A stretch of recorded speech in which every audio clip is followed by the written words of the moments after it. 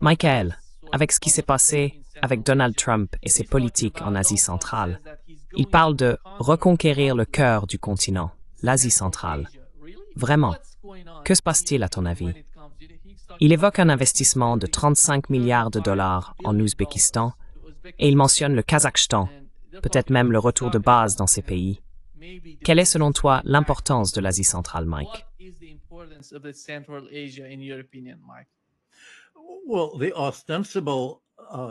Eh bien, l'objectif apparent dont il a parlé est d'amener les entreprises américaines à investir dans le tungstène et les terres rares.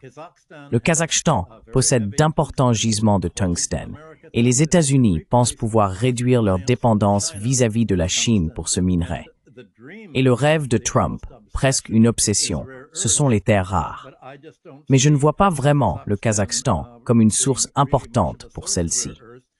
Les compagnies pétrolières américaines ont déjà massivement investi au Kazakhstan et au Kirghizistan, et ce fut un désastre. On a parlé d'écocide. Les syndicats de travailleurs du pétrole se sont soulevés et ont combattu cela. Il existe un fort sentiment anti-américain, surtout à l'égard des compagnies minières et pétrolières américaines dans toute l'Asie centrale. C'est essentiellement à cela que Trump va se heurter. Il espère que le financement de ce projet n'aura pas à provenir du gouvernement américain.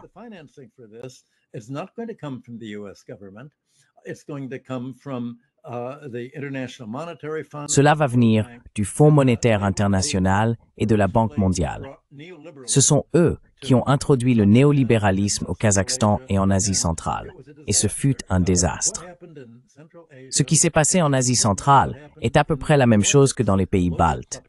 Des kleptocraties locales ont pris le pouvoir. Elles ont enregistré les biens à leur propre nom, conclu des accords avec des entreprises occidentales en échange de pots de vin et gardé leur argent en Occident. Elles se sont appropriées les meilleurs logements. Le FMI et la Banque mondiale ont introduit l'état de droit, ce qui signifiait qu'ils permettaient au gouvernement de saisir les biens des débiteurs, des personnes ayant acheté leur maison à crédit. Le microcrédit était la grande idée soutenue par les Américains et le FMI, par les néolibéraux. Il fonctionnait principalement par l'intermédiaire des femmes, car on pouvait exercer une pression sociale sur elles pour qu'elles remboursent toutes les dettes.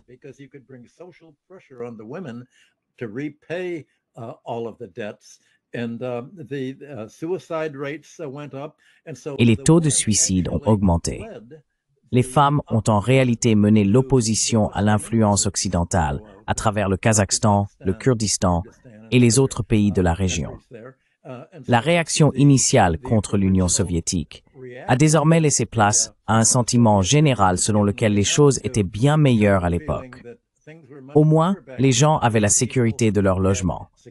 Il n'y avait pas de polarisation et il n'existait pas de classe de milliardaires qui a depuis émergé dans ces pays, accompagné du népotisme des dirigeants envers leur propre famille. D'une certaine manière, on est vraiment revenu au 19e siècle. Ce que nous observons aujourd'hui concerne davantage les ressources minérales.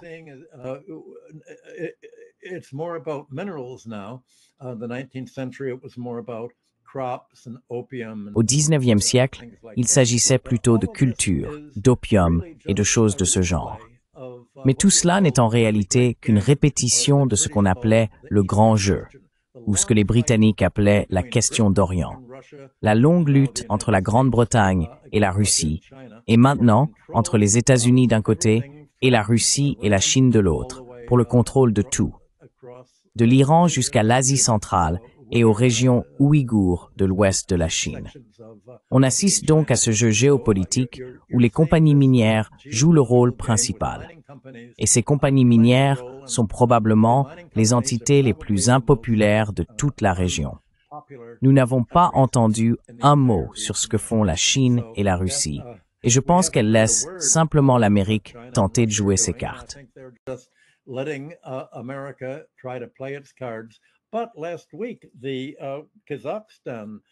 Mais la semaine dernière, le ministre kazakh des Affaires étrangères était à Washington, essayant de promouvoir le Kazakhstan pour conclure des accords. Et il semble que le gouvernement en place cherche à conclure un accord qui va surtout lui profiter.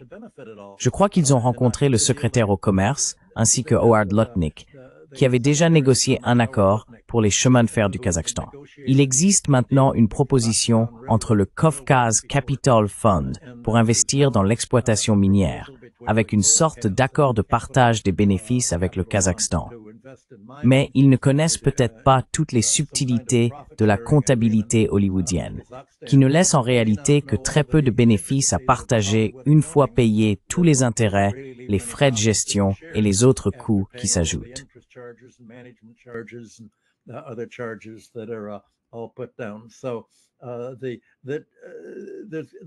Ainsi, la tension, le grand jeu actuel, oppose les intérêts miniers néolibéraux à ce que le peuple kazakh appelle un écocide, la destruction de l'environnement causée par toute la pollution et les déversements des compagnies pétrolières.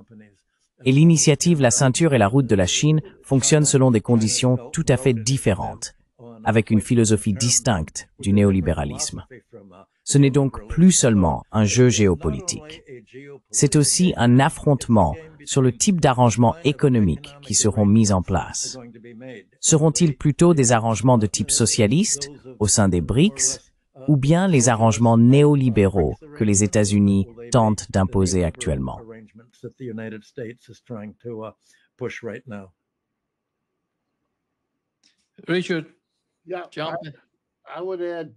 Richard, j'y ajouterai deux dimensions. Premièrement, cela me semble être une reprise stupéfiante de l'impérialisme des 19e et 20e siècles.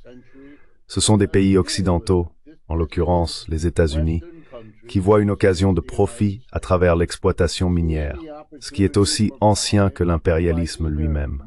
Cela remonte à l'or, à l'argent et à toutes les autres richesses qui ont poussé les Européens à parcourir le monde à la recherche d'endroits où ils pouvaient obtenir des ressources à bas prix, ou les voler, ou faire tout ce qu'il fallait, parce que ces ressources étaient si facilement convertibles qu'ils pouvaient les utiliser à leur guise. Bien sûr, ajouter le tungstène, ajouter les terres rares.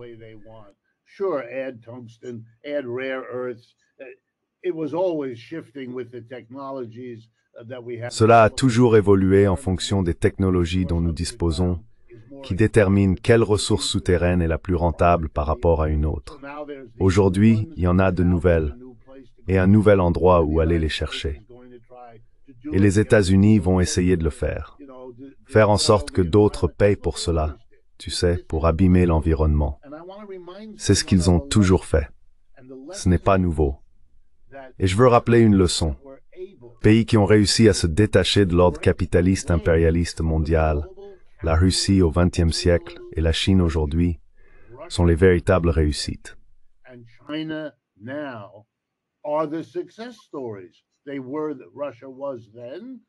Ils l'étaient, car la Russie faisait alors partie de l'Union soviétique. Je veux rappeler aux gens, puisque c'est tellement à la mode de l'ignorer, que la croissance économique soviétique, depuis la révolution de 1917 jusqu'à la dissolution en 1989, a été l'histoire de réussite du XXe siècle. Le pays européen le plus arriéré a dû traverser, vous êtes prêts, la défaite lors de la Première Guerre mondiale, puis une guerre civile, une révolution, la collectivisation de l'agriculture et ensuite la Seconde Guerre mondiale. Et malgré tout cela, il est parvenu à la fin du siècle à avoir connu la croissance la plus rapide de tous, en dépit de tous ses revers. Une histoire extraordinaire. Et la Chine, nous le savons tous, est l'autre exemple.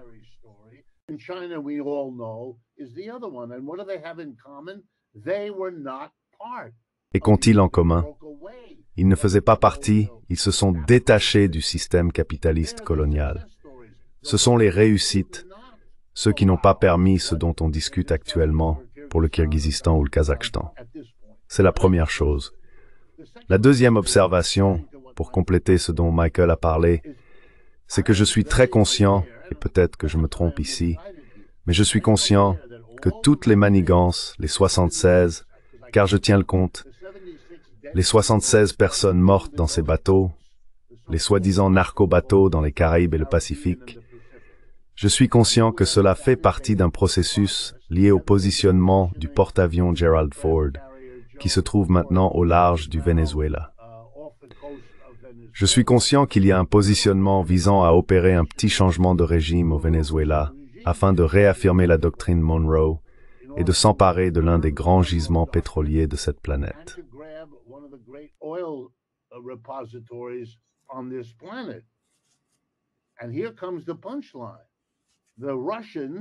Et voici la chute. Les Russes, avec le soutien implicite des Chinois, ont averti les États-Unis de ne pas faire cela. C'est une étape importante, certes encore symbolique, mais importante tout de même. Cela signifie que la doctrine Monroe vient d'être annulée. Les États-Unis n'ont plus une sorte de droit présumé à dominer l'hémisphère occidental. Les Russes annoncent « Nous sommes là, nous aussi ». Et si les Russes sont présents avec des navires et une marine, ce qui semble être le cas, alors les Chinois sont loin derrière.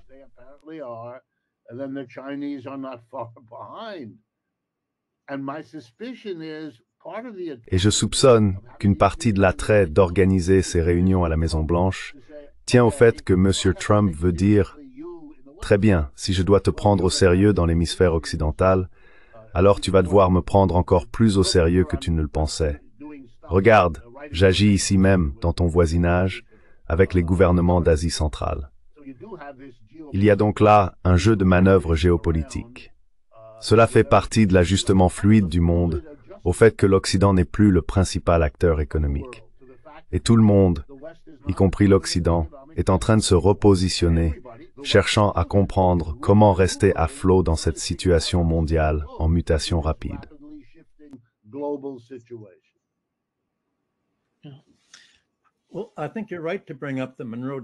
Eh bien, je pense que vous avez raison d'évoquer la doctrine Monroe, car son revers était une promesse.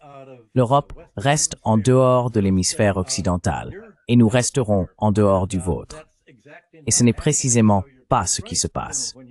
Vous avez donc tout à fait raison de dire que la Russie et la Chine affirment « Vous avez rompu l'accord, vous êtes venus ici, très bien, œil pour œil. » Ce que nous faisons, c'est un échange symétrique à vos réactions et à vos actions. En somme, on voit la Russie et la Chine réagir contre l'Occident. Mais encore une fois, tout cela remonte à l'opposition entre le cœur continental de Mackinder et les zones côtières et commerciales contrôlées par les Britanniques.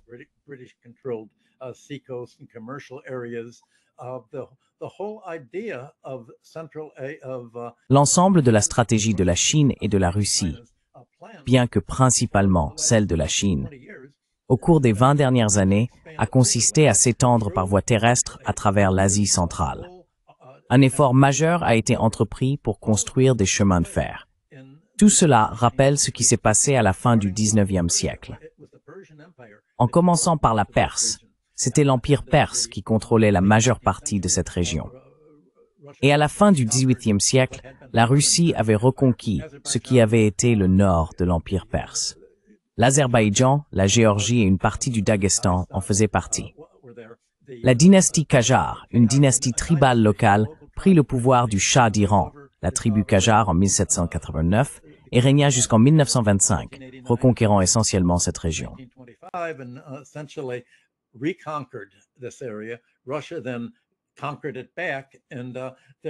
La Russie l'a ensuite reconquise et a utilisé cette conquête de ce qui avait été le nord de la Perse pour étendre le chemin de fer à travers le Kazakhstan et l'Asie centrale, plus à l'ouest, plus à l'est. La Grande-Bretagne s'est opposée à tout cela et a mené la guerre de Crimée contre la Russie, en déclarant « La Russie est notre ennemi existentiel ». On peut comparer la situation actuelle entre les États-Unis et la Chine à celle de la Russie et de la Grande-Bretagne à l'époque de la guerre de Crimée. La suite de cet affrontement fut la guerre anglo-persane de 1856 à 1857, qui portait sur la question de savoir qui contrôlerait la route vers l'Afghanistan, alors sous domination perse.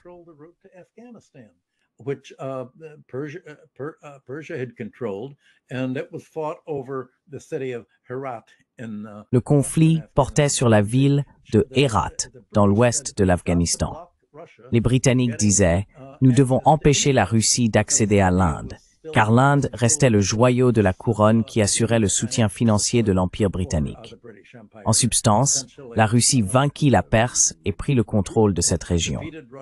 Au cours du demi-siècle suivant, jusqu'à la fin du XIXe siècle, la Russie et la Grande-Bretagne ne cessèrent de demander des concessions pour construire une ligne de chemin de fer à travers cette zone, encore largement sous contrôle perse. Elles réussirent à se bloquer mutuellement et la Perse ne put construire de chemin de fer que finalement au milieu des années 1930, lorsque l'État y parvint.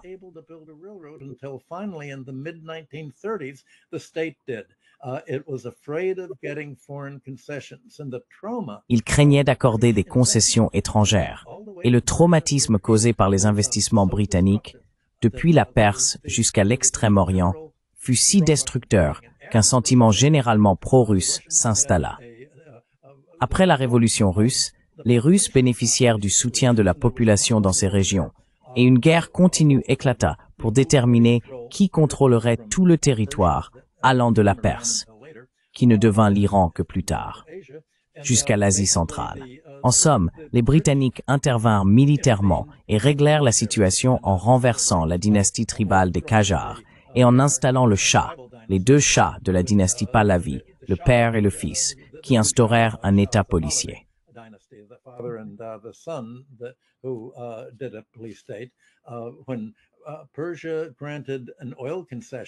Lorsque la Perse accorda une concession pétrolière à Darcy, un Anglais, en 1901, cela mena à la découverte du pétrole une décennie plus tard. Je pense que ce qui s'est passé ensuite en Perse est ce qui va se produire en Asie centrale.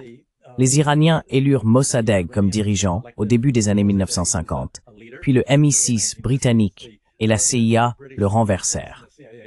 Le Shah renforça un État policier si terrible, si oppressif, que le seul endroit où les gens pouvaient se réunir pour résister étaient les mosquées.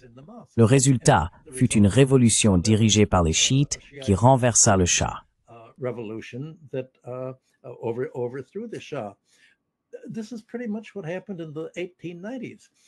C'est à peu près ce qui s'est passé dans les années 1890, lorsque l'opposition à la prise de contrôle britannique du commerce du tabac et de l'opium en Perse fut menée principalement par des chefs religieux qui imposèrent une fatwa contre le tabagisme. Toutes les pipes à eau furent brisées et essentiellement le Shah tribal Qajar, qui avait régné pendant 50 ans, fut assassiné. Et les Britanniques installèrent leurs propres représentants. C'est donc ce type de lutte que l'on va observer avec ce qu'on appelle aujourd'hui la révolution colorée en Asie du Sud-Est. Si les projets américains d'exploitation minière, de contrôle et de soutien à la kleptocratie néolibérale réussissent dans cette région, il y aura le même type de révolution que dans d'autres pays. Et c'est cette dynamique qui va façonner la prochaine décennie. Oui.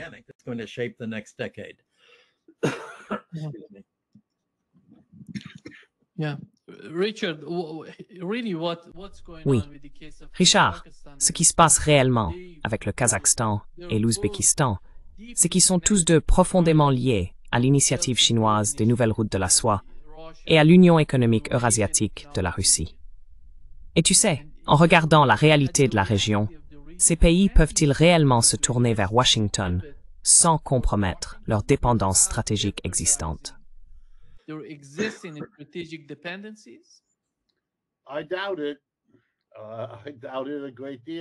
J'en doute fortement, et je vais te donner deux raisons à cela. Premièrement, il y a un aspect historique que je peux ajouter à tout ce que Michael vient de dire. En Perse, en réaction à ce que faisaient les Britanniques et les segments de la société perse alliés aux Britanniques, on a vu se développer l'un des plus grands et des mieux organisés partis communistes du monde, le parti Tudeh. Ce genre de comportement de la part de l'Occident n'a pas seulement provoqué une opposition religieuse. Il l'a fait, et pendant un certain temps, cette opposition est devenue assez dominante jusqu'à aujourd'hui.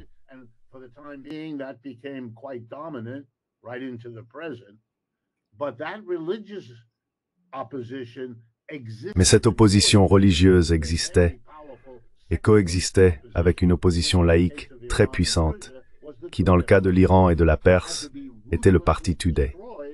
Il a dû être impitoyablement détruit pour que l'opposition religieuse puisse survivre. Et cela continue.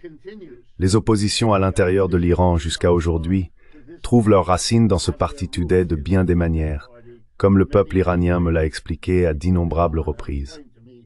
Je serai donc prudent, car je pense que ce type de comportement que nous observons, cette sorte, si l'on veut, de renouveau de l'impérialisme classique, peut renforcer d'une certaine manière l'opposition religieuse. Mais il donnera aussi un nouvel élan à une résistance non religieuse, laïque, socialiste ou communiste, qui a des racines profondes.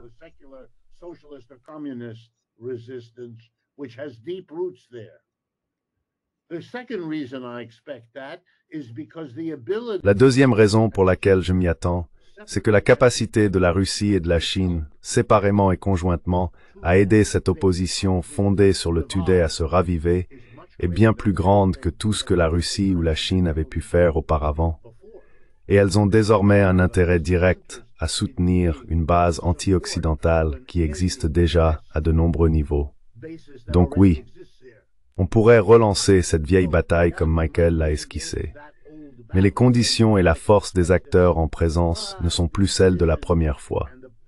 Je pense donc que cette fois-ci, le résultat sera très différent.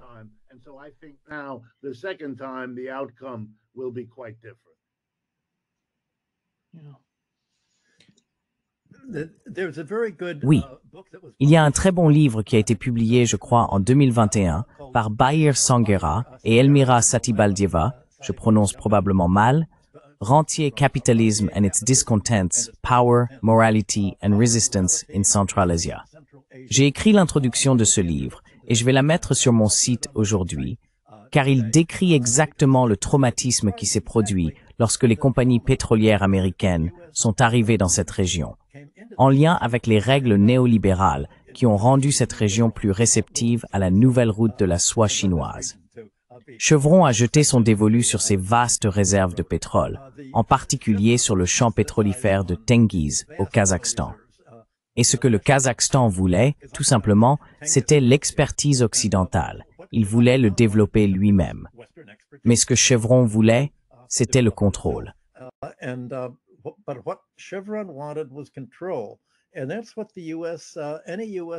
Et c'est exactement ce que toute entreprise minière américaine dans cette région va vouloir. Le même type de contrôle. Elle promettra au gouvernement un certain contrôle, mais la manière dont le FMI et la Banque mondiale ont imposé les règles du libre marché fait qu'en réalité, l'État ne peut rien faire pour sanctionner ces entreprises pour toute la pollution que leur exploitation minière va engendrer, surtout avec les terres rares. Et Trump a déclaré que les États-Unis pouvaient couvrir la moitié de leurs besoins en terres rares simplement grâce au Kazakhstan.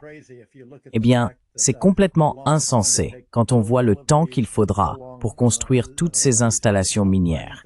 Qui va s'occuper du raffinage? Est-ce que ce sera fait au Kazakhstan? Ou bien tout sera-t-il envoyé, comme c'est le cas actuellement, en Chine? Qui va gérer la production?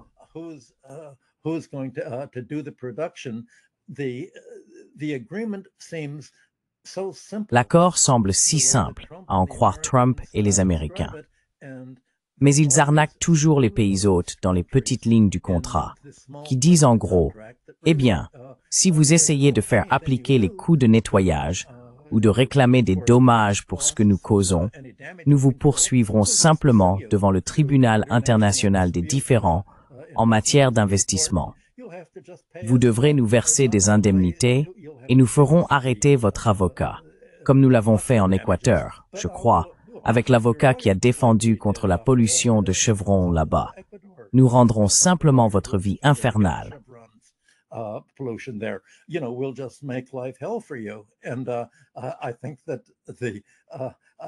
Je ne serais pas surpris de voir la Russie et la Chine présenter tout un scénario sur ce qui pourrait arriver à ces pays s'ils laissaient les nouvelles compagnies minières leur faire ce que Chevron leur a fait. Chevron avait promis dans l'accord que 80% de la production reflèterait un partage des bénéfices de 80-20. Mais il s'est avéré qu'au final, le Kazakhstan n'a obtenu que 2% des revenus du projet. Ce fut un désastre. 2% pour tout ce pétrole. C'était le contrat pétrolier le plus défavorable négocié depuis des décennies, et le Kazakhstan en subit encore les conséquences. Il n'a donc pas eu une bonne expérience avec les investissements occidentaux.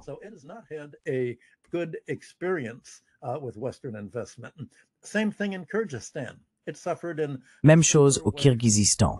Le pays a souffert de manière similaire à cause des pollueurs de l'exploitation aurifère.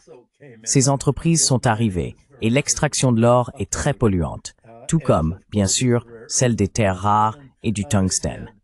Ils ont eu une expérience très malheureuse. Le livre que je viens de mentionner, laissez-moi lire ce qu'il dit. Le régime des règles d'investissement néolibéral lie les gouvernements aux accords signés avec les sociétés transnationales. Si les accords sont violés, les investisseurs s'estiment en droit de poursuivre l'État du pays hôte devant un arbitrage international pour obtenir des dommages et intérêts. L'État de droit affirme que l'État ne peut pas porter atteinte aux droits et libertés individuelles et que le domaine de la propriété privée doit être protégé contre la politique majoritaire. Ainsi, le néolibéralisme n'a pas supprimé la planification étatique.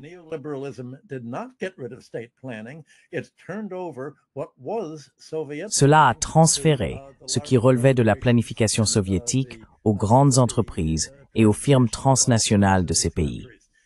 C'est ce qu'ils ont déjà commencé à vivre. Et je suis sûr que les gouvernements veulent de l'argent maintenant. Et je suis certain que, comme dans le cas des investissements passés, depuis la Perse du 19e siècle avec ses concessions de tabac jusqu'aux concessions minières d'aujourd'hui, il y a toutes sortes de pots de vin versés aux fonctionnaires et de transactions secrètes. C'est ainsi que le système fonctionne. Le crime fait partie du libre marché. Et je crois que Tony a dit que toute propriété n'est pas vol, mais que la plupart des vols deviennent propriété. Et je pense que c'est ce que l'on a observé jusqu'à présent en Asie centrale, et que c'est probablement le plan de jeu des États-Unis pour cette région.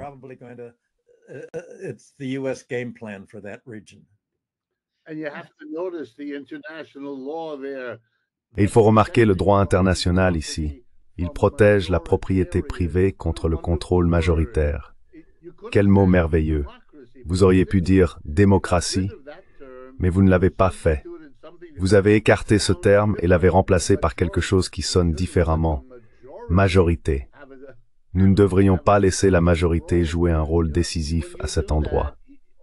En faisant cela, tout ce que vous faites, c'est retarder la révolution qui viendra réclamer ce que le système majoritaire était censé vous offrir comme moyen pacifique de résoudre ce genre de différends. Il faut toujours secouer la tête d'étonnement devant ce qui était possible. Et je ne suis pas surpris que les partisans de Trump, quel autre modèle ont-ils?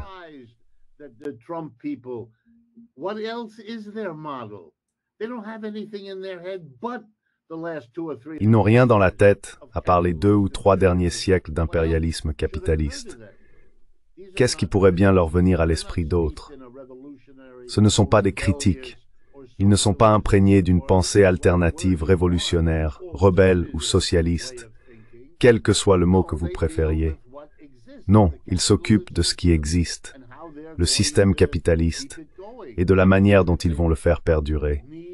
Et s'ils ont besoin de tungstène, s'ils ont besoin de terres rares, alors ils regardent autour du monde, investissent et prennent le contrôle où que ce soit.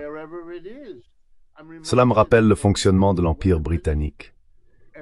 Vous savez, une fois que les États-Unis sont devenus indépendants et ont pu se développer, et qu'ils ont découvert que leur territoire contenait quelque chose que le capitalisme mondial convoitait.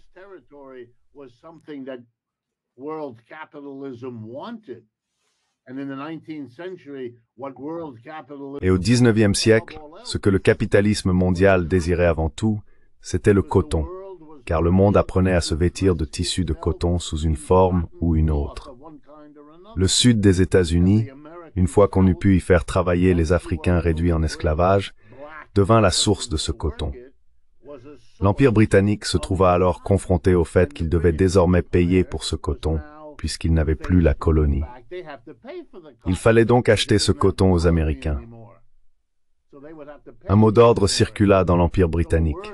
Il fallait travailler à Kew Gardens, près de Londres, pour planter du coton de toutes les manières possibles, afin de découvrir où, dans le monde, le coton pouvait pousser et être récoltés pour alimenter leur industrie cotonnière.